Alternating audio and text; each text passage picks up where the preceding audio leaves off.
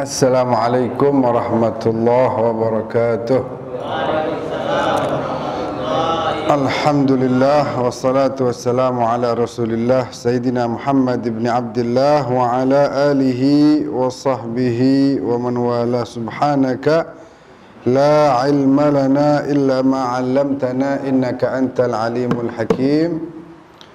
Rabbi antiqni bil huda wa alhiqni bis salihin. Amma ba'du.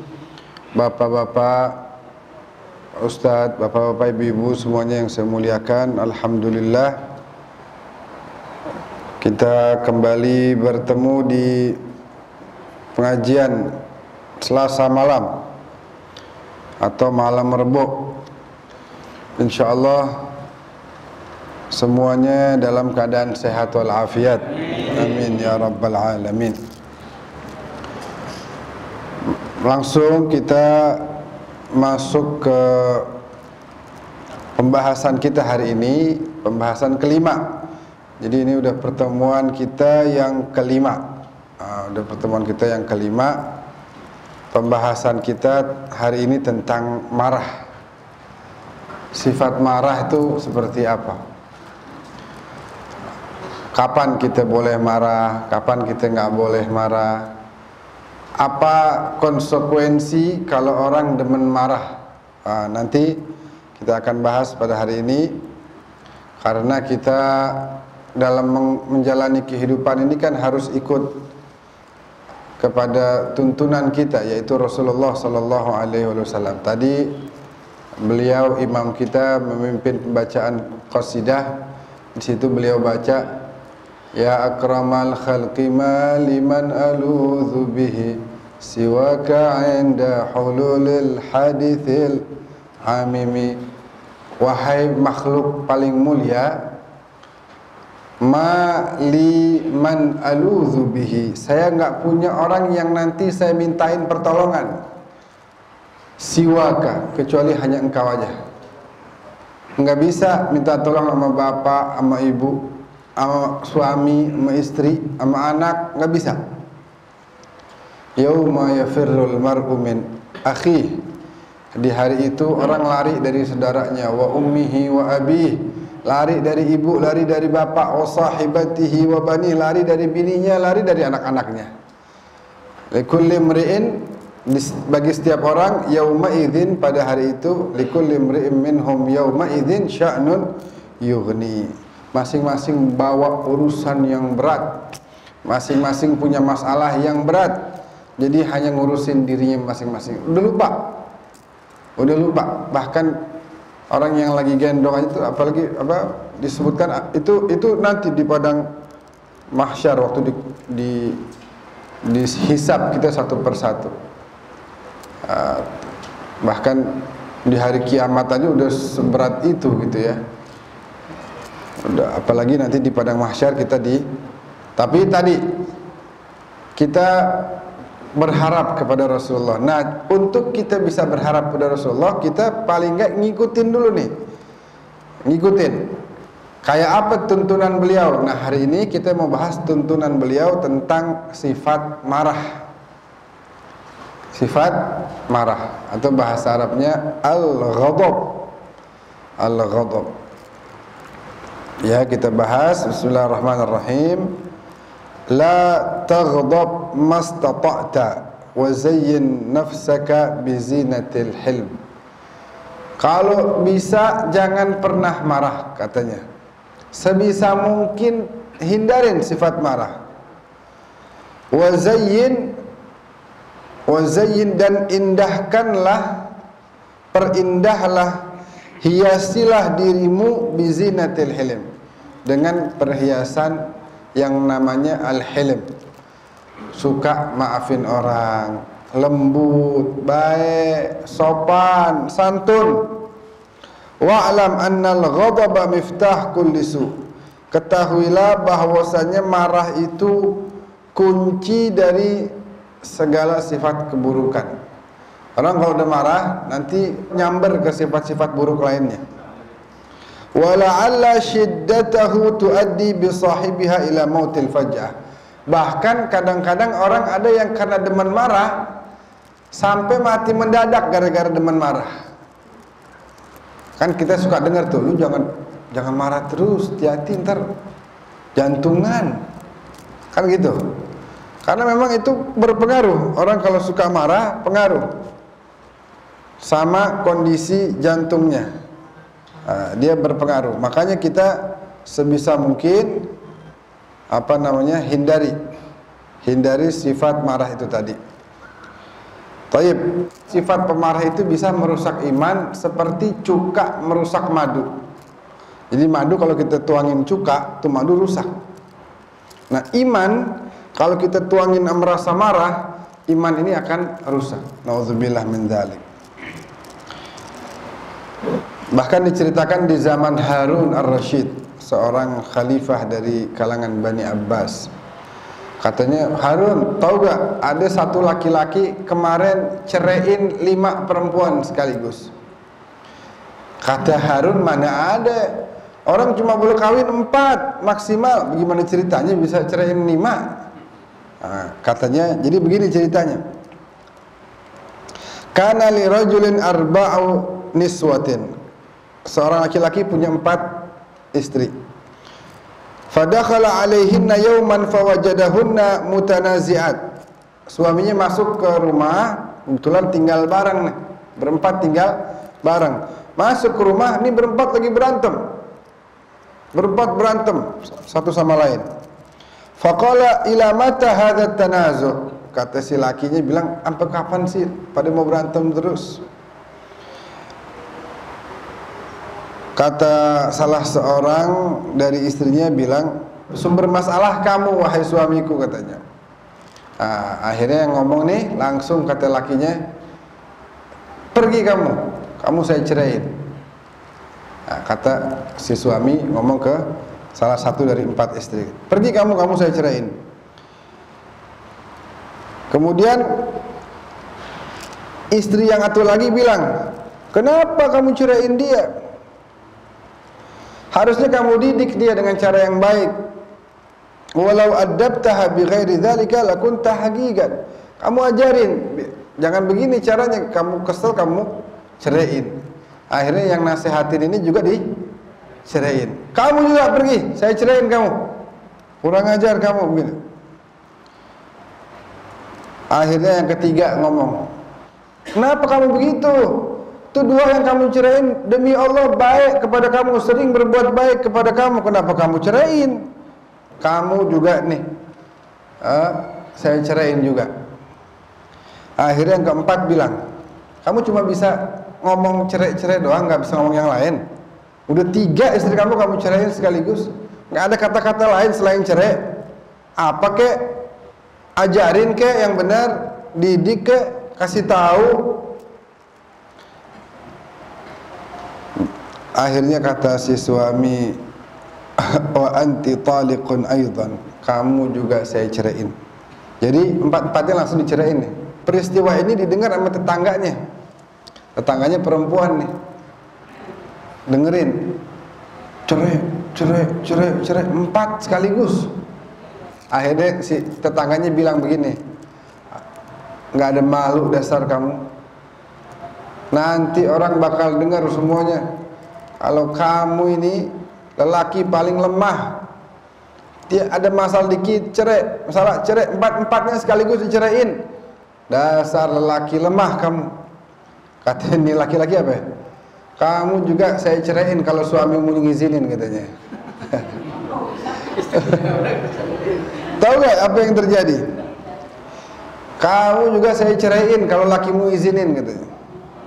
Fa'ajabahu zawju min dakhili baitihi qad ajaztu wa hakadha tallaqa 5 nisa. Enggak taunya lakinya nih perempuan yang ngomong dengar juga dari rumah. "Kamu saya ceraiin kalau suamimu izinin." "Saya izinin," kata lakinya. Akhirnya tuh orang nyeraiin 5 perempuan sekaligus. Bayangin. Gara-garanya apa tau enggak apa? Marah. Gara-garanya marah. Iyyaka wal ghadab fa awwaluhu junun wa akhiruhu nadam. Hati-hati sama sifat marah. Karena kalau kamu marah itu kamu sedang dalam kondisi sama seperti orang gila. Kegilaan tuh. Marah itu adalah kegilaan. Wa akhiruhu nadam. Akhirnya adalah penyesalan. Banyak kita mau kalau kita mau ceritakan, banyak orang yang karena marah itu kayak orang gila dia. Terakhir baru nyesel. Bahkan kalau bisa nanti itu misalnya siapa gitu marah, coba rekam deh. Habis rekam, besok aja liatin dia lagi marah-marah tuh. Malu pasti dia. Kok saya begitu ya? Ih, malu saya. Kok saya teriak-teriak begitu? Aduh, nggak ada malunya saya tuh kemarin tuh begitu.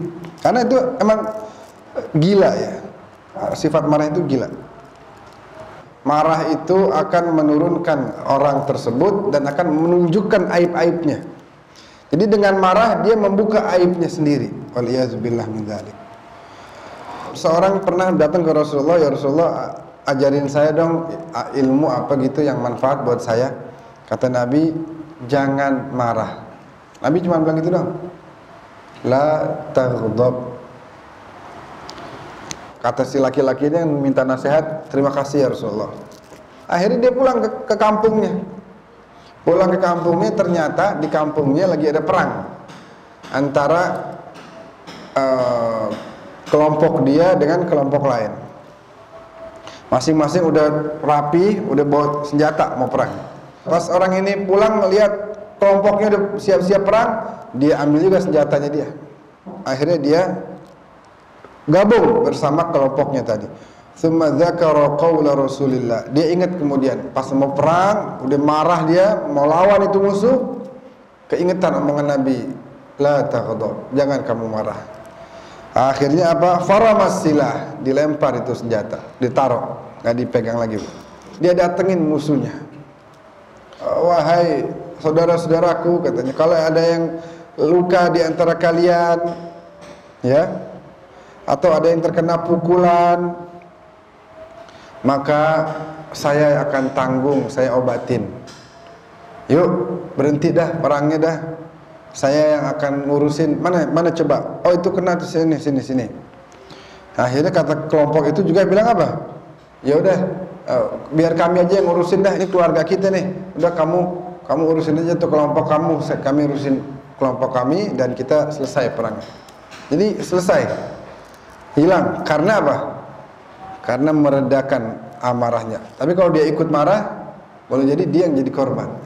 Auzubillah. Hawariyun ini orang-orang terdekatnya Nabi Isa tanya, apa sih sesuatu yang paling menakutkan? Katanya amarah Allah. Allah kalau sudah marah, murka terhadap hambanya, itu paling menakutkan. Terus Hawariyun tanya, gimana caranya kita menghindari amarah Allah? Caranya kamu jangan suka marah. Kalau kamu nggak marah, Allah nggak marah. Kalau kamu hobi marah, Allah marah. Terus kata orang ini, wa ma bid'ul ghadab. Apa sih, kenapa sih orang kok akhirnya bisa jadi marah? Sebabnya 3 katanya. Al-kibir wa tajabbur wa mahqaratin nas. Sombong, tajabbur itu apa ya? Arogan, dan mahqaratin nas, suka ngerendahin orang lain. Itu 3 ini orang kalau sombong, ketika orang tidak mengakui kebaikan dia akan marah. Awalnya gara-gara sombong. Atau orang kalau arogan begitu, ngelihat ada yang nggak sesuai dengan pandangan pribadinya dia marah. Yang ketiga mahqaratin nas, suka ngerendahin orang. Kalau orang yang demen ngerendahin orang lain, maka dia akan dengan mudah dan cepat untuk menghardik, mencaci maki dan lain sebagainya. Ini penting nih. Gimana caranya supaya kita nggak marah? Katanya kalau lagi marah, kita lagi diri buru-buru duduk, gitu ya. Min faurihi fa innahu sayadhabanhu rijzus syaitan. Karena kalau pas dia dari diri duduk, nanti pengaruh syaitan akan hilang. Wa ayyuma rajulin ghadiba ala dhi rahimin falyadnu minhu wal falyamashu. Kalau ada laki-laki marah sama siapa? sama istri atau anaknya. Apa gimana caranya? Falyadnu minhu falyamashu. Deketin tuh orang, misalnya nih suami lagi marah sama istri. Deketin istrinya, pegang badannya. Katanya pada saat bersentuhan itu amarah akan hilang. Jadi kadang-kadang kan kita kalau lagi berantem gitu ya, wah nggak mau ngomong, kadang sampai berhari-hari. Padahal solusinya datengin, deketin, pegang aja. Mau minum apa? Udah rapi dah. Yang tadinya bibirnya lancip kayak pensil begitu, langsung normal lagi. Jadi caranya gampang. Deketin, sentuh, asal ada sentuh aja. Kalau sama yang muhrim nih, lagi marah sama yang mahram nih, laki sama bini, bini sama laki atau sama anak begitu. Deketin, pegang, sentuh aja, apa palanya, apa badannya, apa tangannya. Pada saat ada sentuhan, maka itu pengaruh syaitan akan hilang. Pegang aja misalnya tangannya itu, kita lagi marah nih, pegang aja. Kita ngalah dah, ngalah nggak apa-apa. Pegang. Maafin saya. Selesai urusan. Ini enggak seminggu enggak ngobrol, lewat saat. Kagak ngobrol, lewat saat. Kalau dimakan, bini udah siapin makan, ngomong sama anaknya, bilangin bapak lu nih makan siap tuh. Udah nggak ngomong lagi. Ntar udah seminggu baru dah mulai. Bang, ini bang, jangan kelamaan. Seminggu itu setan bermain terus tuh, bermain terus, girang setan. Wah cakep nih, anak demen. Padahal kata Nabi bilang sebanyak-banyak ini, kalau emang gak mampu langsung berdamai, sebanyak-banyaknya 3 hari. Jangan lebih dari 3 hari. 3 hari salah satu harus ngalah. Mulai berdamai, ngajak berdamai, minta maaf dan lain sebagainya. Tapi yang salah dia, nggak apa-apa. Yang salah siapa itu urusan lain. Ajak ngomong duluan. Yang ngajak ngomong duluan, yang ngajak damai itu yang lebih mulia di sisi Allah Subhanahu. Keluarga kalau udah ada sentuhan, pegang begitu, sukinah, tenang, hilang, jauh akan turun tuh, pengaruh syaitan akan hilang dan amarahnya akan turun. Oh kalau kita mau baca mah, ini masih ada waktu kan ya? Masih ada. Sejarah-sejarah dulu, wah luar biasa.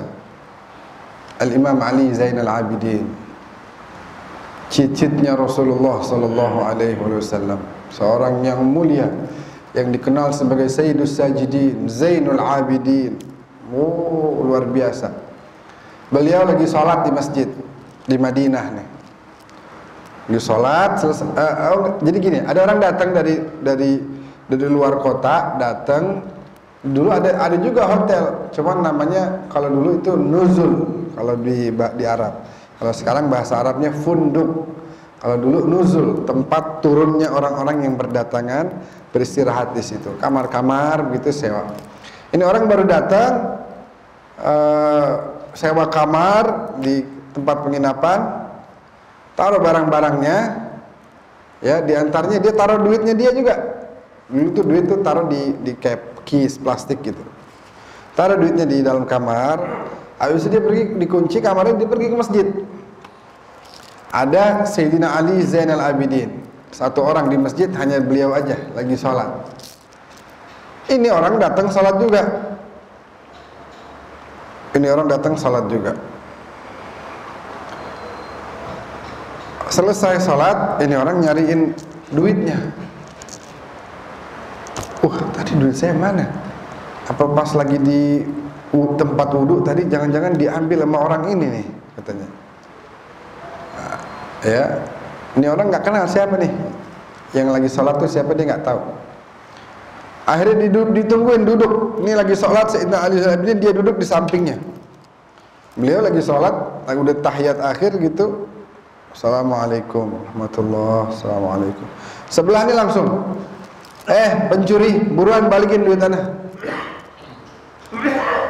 Bapak coba bayangin, Bapak bayangin, kita nih habis sholat, Assalamualaikum, di masjid sini nih, Al-Hidayah, Assalamualaikum warahmatullah, Assalamualaikum warahmatullah. Pencuri sini, duit Anda sini, balikin. Padahal kita nggak tahu apa-apa. Kira-kira gimana kita tuh? Hah? Gitu. Maksud lo apaan? Wah, marah kita. Ini Sayyidina Ali Zainal Abidin begitu dibilang, pencuri, balikin duit saya. Emang kau kehilangan uang jumlah berapa? Ya sekian. Udah jangan pura-pura nggak tahu dah. Balikin cepat sini. Ayo ikut saya yuk. Diajak ke rumahnya. Di rumahnya diambil duit banyak, jumlahnya banyak. Seingat saya ratusan dinar gitu. Wah, jumlahnya besar.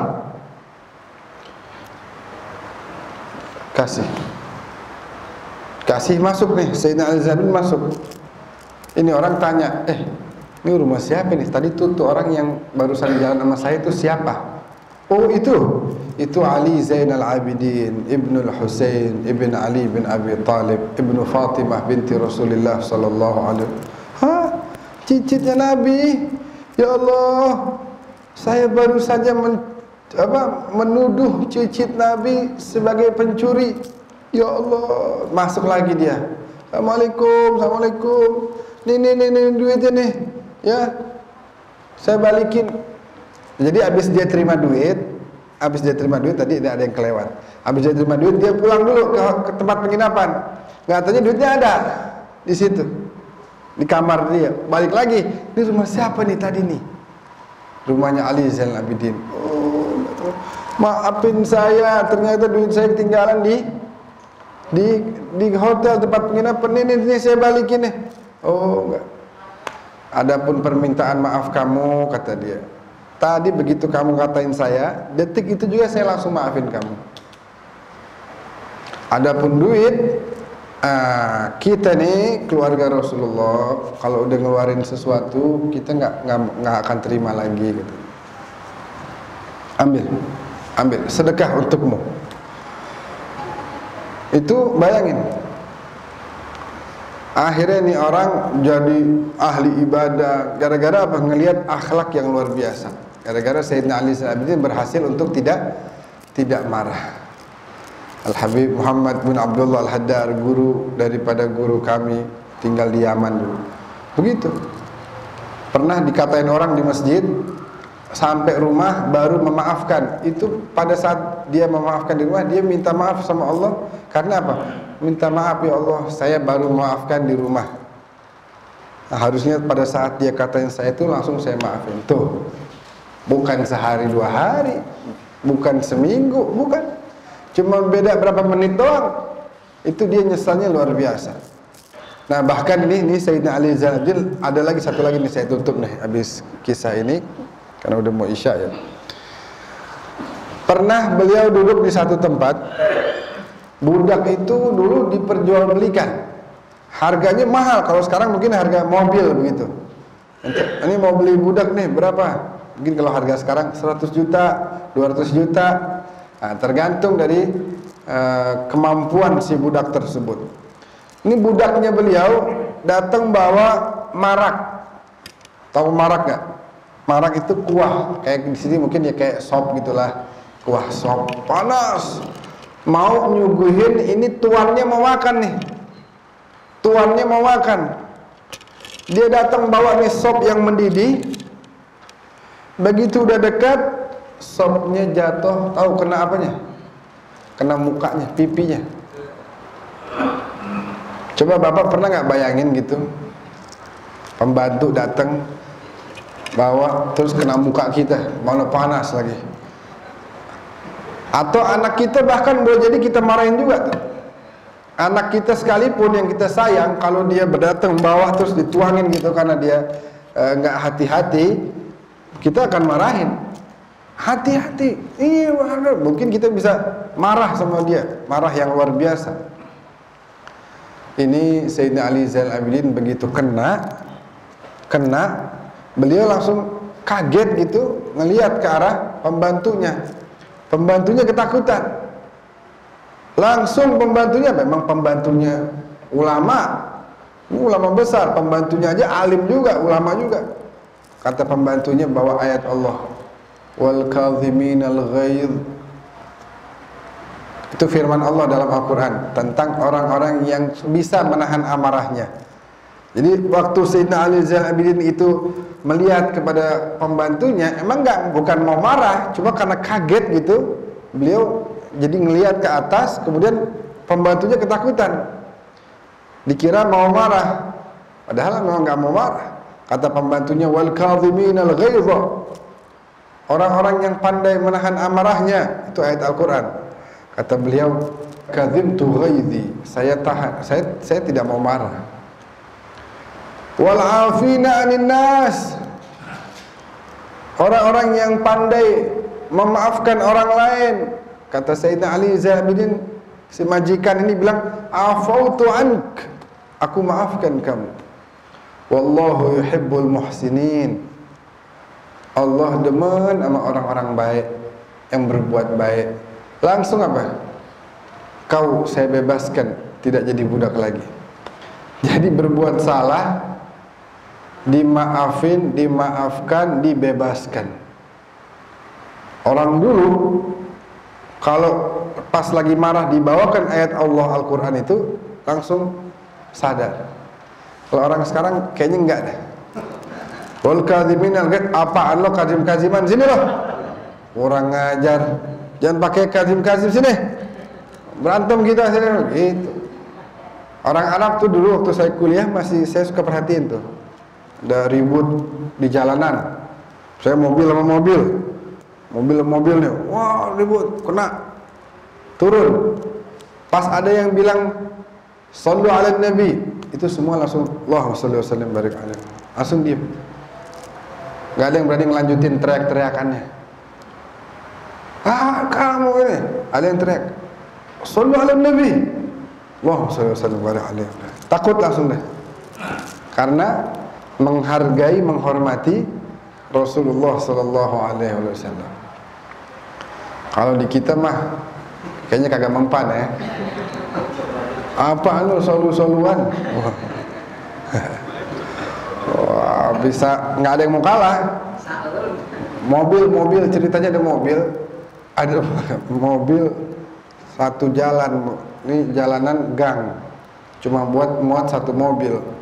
Nah ini baru masuk, ini mau keluar. Harusnya kan satu ada yang mundur. Apa yang ini mundur, apa yang ini mundur, cari yang jalan gede. Ini dua-duanya tetap maju. Klakson. Mundur, enggak mundur kau. Tadi saya lebih dekat ini begini segala macam. Akhirnya tahu gak?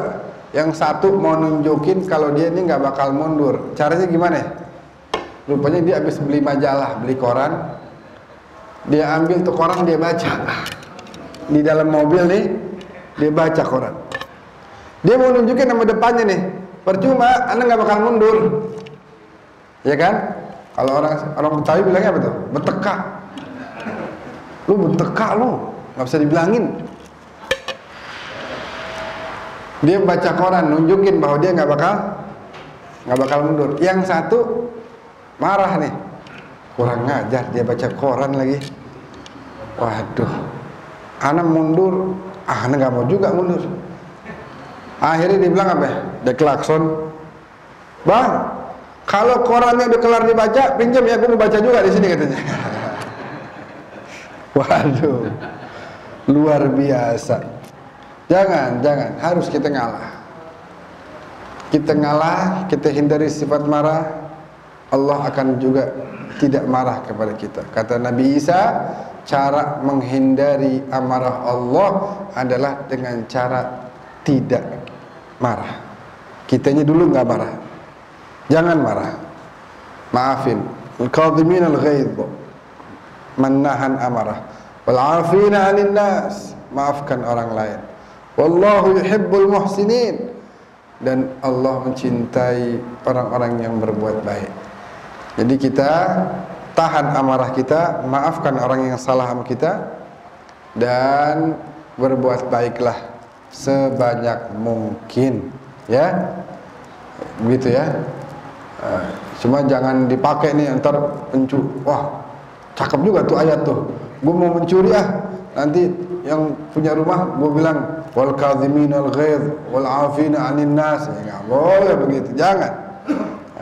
Itu pada saat kita memang tidak sengaja, ya, atau kita khilaf lalu kita ingin minta maaf, bawakan ayat itu.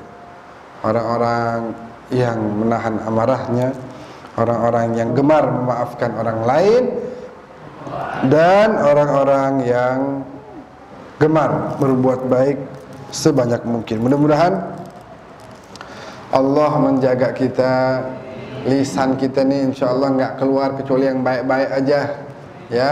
Hati kita nih yang kadang-kadang suka marah, mudah-mudahan diademin dengan cahaya iman, cahaya takwa, cahaya Al-Quran, cahaya salawat kepada Rasulullah Sallallahu Alaihi Wasallam. Jadi gitu Pak ya. Kalau nanti berantem gimana caranya? Pegang. Pegang apa? Dielus. Ya, apakah kita yang salah atau dia yang salah sama aja. Pokoknya siapa aja tetap datengin, pegang. Pada saat udah bersentuhan, fa innar rahima idza musad sukinat. Ya, keluarga itu kalau udah bersentuhan maka akan tenang, akan ya. Pernah nggak? Pernah nyoba nggak begitu? Belum ya? Ya. Ada maunya nih.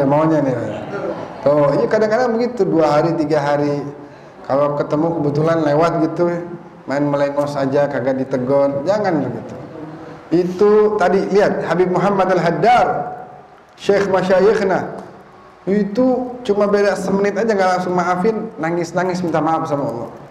Karena apa? Itu saat itu setan bermain tuh. Lo jangan maafin dia, lo cuekin aja dia. Emang begitu orangnya, kalau dimaafin nanti dia gede kepala lagi. Udah marahin aja, cuekin. Jangan, itu setan punya mau tuh. Kita jangan sampai nurut sama keinginan syaitan dan iblis serta hawa nafsu kita. Itu aja. Karena udah mau azan ya. Kita tutup dengan salawat tibbil qulub. Allahumma salli ala sayyidina Muhammadin tibbil qulubi wa dawaiha wa afiyatil abdani wa shifaiha wa nuril absari wa diyaiha wa ala alihi wa sahbihi wa sallim. Allahumma salli ala sayyidina Muhammadin tibbil qulubi wa dawaiha wa afiyatil abdani wa shifaiha wa nuril absari wa diyaiha wa ala alihi wa sahbihi wa sallim. Sekali lagi sama-sama. Allahumma ala sayyidina Muhammadin tibbil qulubi wa dawaiha وعافية الأبدان وشفائها ونور